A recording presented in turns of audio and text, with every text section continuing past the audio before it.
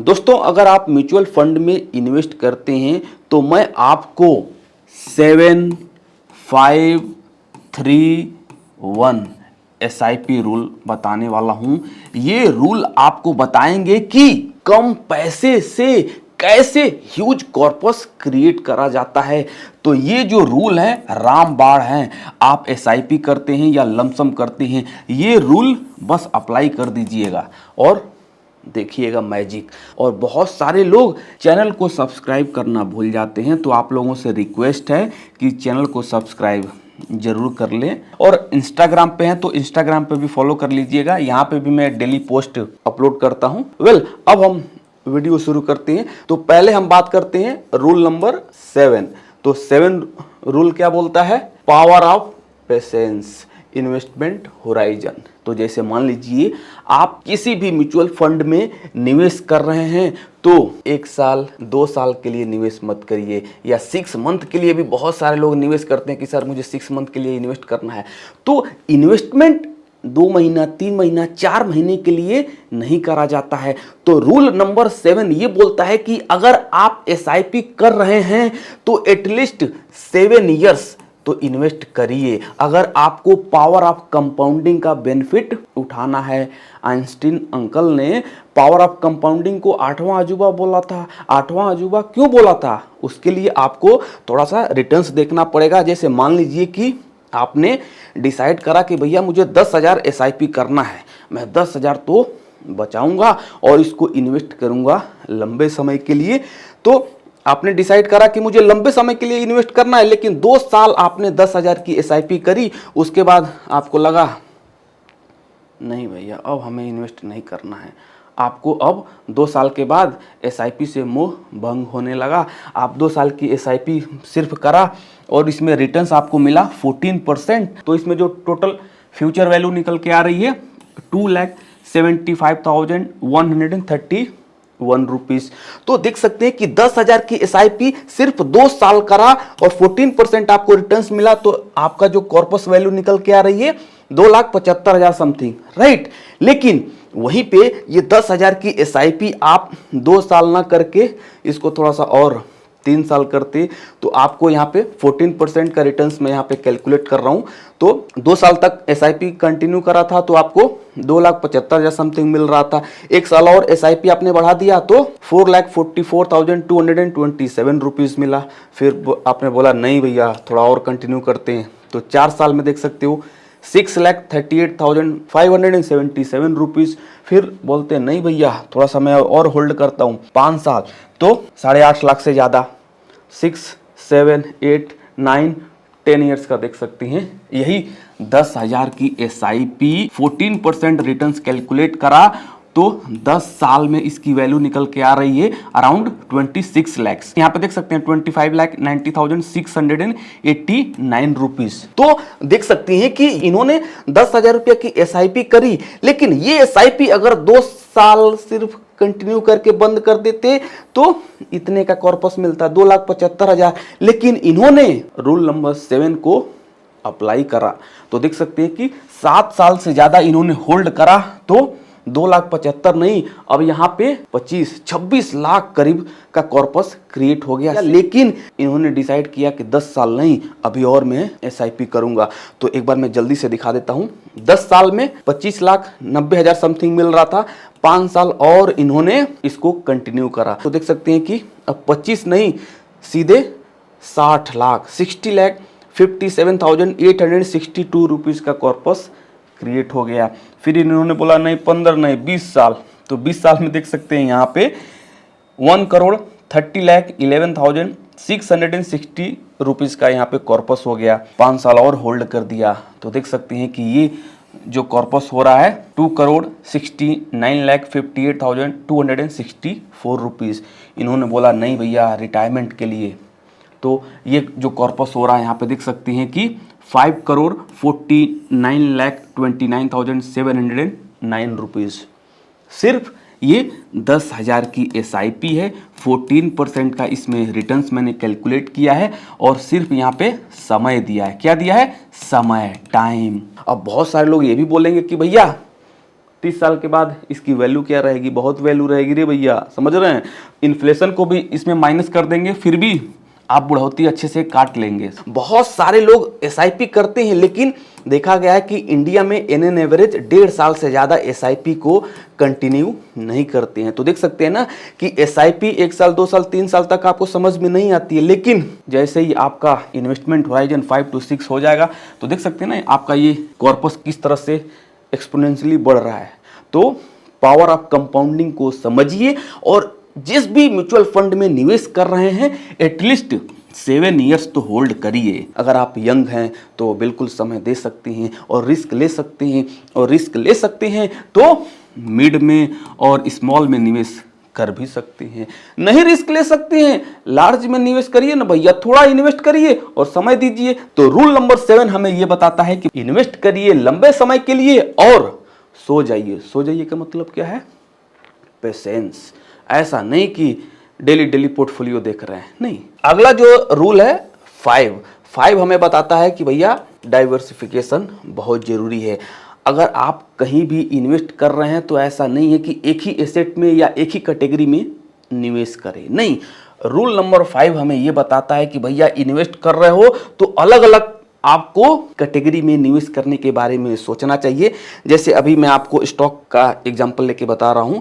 अगर आप डायरेक्ट किसी इंडिविजुअल स्टॉक में निवेश कर रहे हैं तो आपको कोशिश करना है कि पहले जो क्वालिटी के स्टॉक्स हैं उनमें पैसा इन्वेस्ट करें। क्वालिटी के बोले तो लार्ज कैप, जो वेल एस्टेब्लिश्ड कंपनियां हैं, जो निफ्टी 50 में कंपनियां आती हैं, जिनका मोट है, मार्केट शेयर है, अपने सेक्टर में राजा हैं, उनका फंडामेंटल कैश फ्लो सब कुछ पॉजिटिव है, उन कंपनियों में निवेश करने के बारे में सोचना चाहिए। दूसरा, लुक फॉर वैल्यू, जो अंडर वैल्यूड स्टॉक्स मार्केट में ट्रेड कर रहे हैं उनमें निवेश करने के बारे में सोचना चाहिए। तीसरा बोले तो ग्रोथ एट रीजनेबल प्राइस। कुछ ग्रोथ वाले स्टॉक्स होते हैं और उनका सेक्टर भी अच्छा होता है, तो वैसी कंपनियों में भी बहुत सारे लोग निवेश करते हैं, क्योंकि अगर आप ग्रोथ वाले स्टॉक्स में निवेश करते हैं तो ग्रोथ वाले स्टॉक्स मल्टीफोल्ड रिटर्न्स निकाल के देते हैं।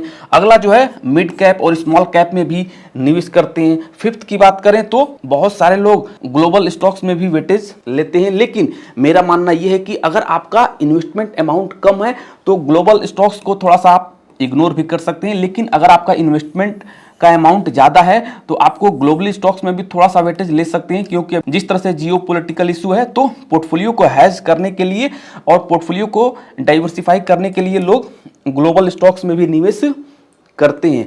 तो यहाँ पे मैं सिर्फ आपको एग्जांपल दे के यहाँ पे बता रहा हूँ कि अगर आप डायरेक्ट इंडिविजुअल स्टॉक्स में भी निवेश कर रहे हैं तो एक बास्केट में नहीं, कुछ आपको क्वालिटी के स्टॉक्स में, कुछ वैल्यू स्टॉक्स में, कुछ ग्रोथ वाले स्टॉक्स में, और कुछ मिड कैप और स्मॉल कैप में भी, और कुछ ओवरसीज स्टॉक्स में भी निवेश करना चाहिए। सिमिलरली म्यूचुअल फंड में भी ऐसा है। अगर आप म्यूचुअल फंड की पोर्टफोलियो क्रिएट कर रहे हैं तो आपको लार्ज में भी इन्वेस्ट करना चाहिए, आपको मिड में भी, आपको स्मॉल में भी, आपको फ्लेक्सी कैप में भी, और आपका इन्वेस्टमेंट का अमाउंट ज़्यादा है तो कुछ ओवरसीज म्यूचुअल फंड है उनमें भी निवेश करना है। इट मीन्स आपको डाइवर्सिफाई करके चलना है, एक ही कैटेगरी में आपको इन्वेस्ट नहीं करना है। और आप थोड़ा सा कम रिस्क लेना है तो आप डेट म्यूचुअल फंड में भी निवेश कर सकते हैं।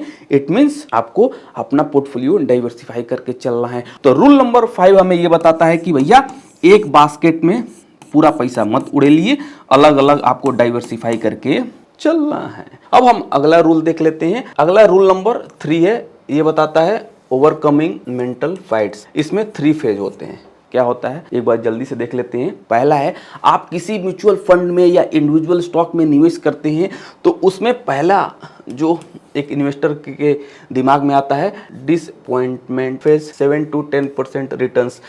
एक बिगनर जब एसआईपी करता है और उसको सिर्फ 7 to 8 या 7 to 9% रिटर्न्स मिलता है तो निराश होता है, अरे यार सिर्फ 7 to 9%, 10% रिटर्न्स मिला है। अरे भैया एफडी में आपको 5 to 6% का रिटर्न्स मिल रहा है और आप यहाँ पे 7 to 10% का रिटर्न्स मिल रहा है, फिर भी खुश नहीं है। क्यों खुश नहीं है? क्योंकि बहुत सारे लोगों को लगता है कि भैया एसआईपी कर रहे हैं या इंडिविजुअल स्टॉक में निवेश कर रहे हैं तो पैसा बिल्कुल कल से एकदम छापने लगूं। नहीं भैया, गलतफहमी में मत रहिए। स्टॉक मार्केट पैसा छापने वाली मशीन नहीं है, समय देना पड़ता है। तो बहुत सारे लोग निराश होने लगते हैं, कम रिटर्न्स मिलता है। दूसरा फेज है इरिटेशन फेज, इसमें 0 to 7% रिटर्न्स मिलता है तो एक इन्वेस्टर इरिटेट होने लगता है, अरे यार मैंने पैसा क्यों निवेश कर दिया म्यूचुअल फंड में, इससे बेटर तो रहता कि मैं जाके एफडी में निवेश करता। एफडी में निवेश करता तो 5 to 6% मिलता और इसमें रिस्क भी मेरा लो रहता, मैं फालतू का जाके एसआईपी कर दिया। और तीसरा है पैनिक फेज, निगेटिव रिटर्न्स। जैसे मान लीजिए कि आपने म्यूचुअल फंड में, अभी मार्केट ऑल टाइम हाई पे है और आपने एसआईपी कंटिन्यू कर दिया और 2 महीने बाद आपको मान लीजिए कि निगेटिव रिटर्न्स मिलने लगा 3% या 5% का, और मार्केट फिर से यहाँ पे नीचे चला गया, तो एक इन्वेस्टर है पैनिक करने लगता है, अरे यार अभी तो मैं 2 महीने पहले 20,000 की एसआईपी चालू करी थी और मुझे अभी यहाँ पे निगेटिव रिटर्न्स मिल रहा है। और बहुत सारे लोग बोल रहे हैं कि मार्केट क्रैश होने वाला है और फिर से यहाँ पे इजराइल हमास में फिर से अभी और फाइट होने वाली है, मिडिल ईस्ट में और टेंशन बढ़ने वाली है, क्रूड ऑयल का प्राइस और बढ़ने वाला है, इंडिया की इकोनॉमी का हालत खराब है, सरकार गिरने वाली है। बहुत सारे नेगेटिव न्यूज आपको देखने को मिलेगी। फिर एक इन्वेस्टर पैनिक करने लगता है और अपना यहाँ पे एसआईपी को स्टॉप कर देता है और फिर एग्जिट कर लेता है।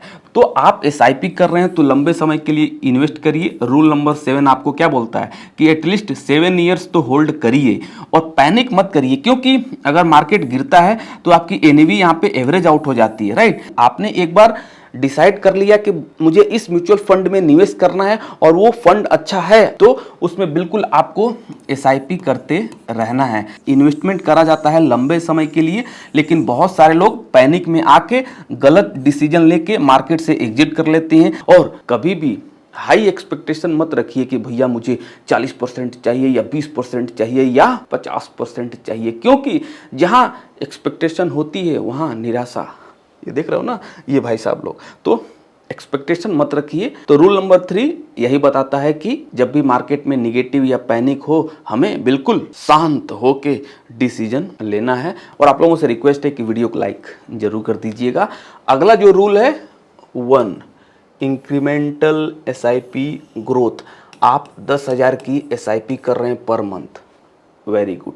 मैं बहुत सारे लोगों को बोलता हूं कि 10,000 की एसआईपी करते हो, उसमें हर साल एटलीस्ट 10% का इसमें टॉपअप करते रहो। बहुत सारे लोग बोलते हैं अरे यार 10% बोल रहे हो, पैसा बचता ही नहीं है। चलो 10 नहीं कर सकते हो, 5 नहीं कर सकते हो, लेकिन 1% तो कर सकते हैं।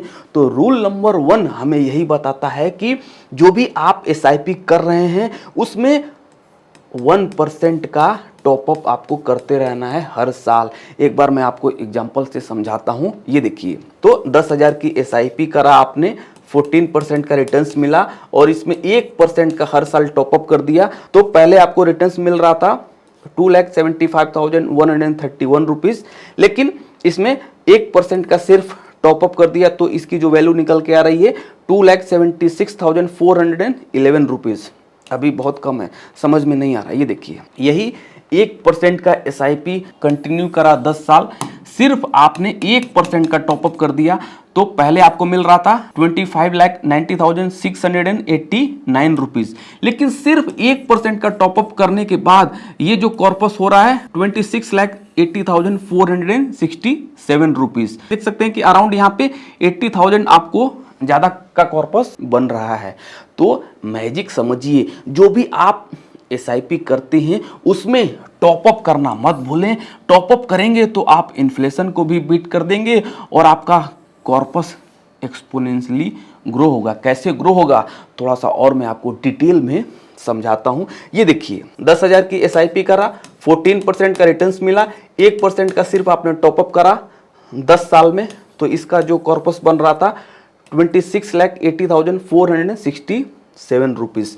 लेकिन आपने सोचा कि नहीं यार एक काम करते हैं, मैं 1% नहीं, मैं 5% का टॉपअप करूंगा हर साल 10 साल के लिए। तो यही 10,000 की एसआईपी, 14% का रिटर्न्स और यहाँ पे एक नहीं अब 5% का टॉपअप कर दिया तो यहाँ पे जो वैल्यू निकल के आ रही है 30,84,260 रुपीज। लेकिन आपने बोला नहीं भैया सैलरी बढ़ रही है और एक्स्ट्रा सोर्स से भी पैसा कमा रहा हूँ, हर साल इसमें मैं 10% का टॉपअप कर सकता हूँ।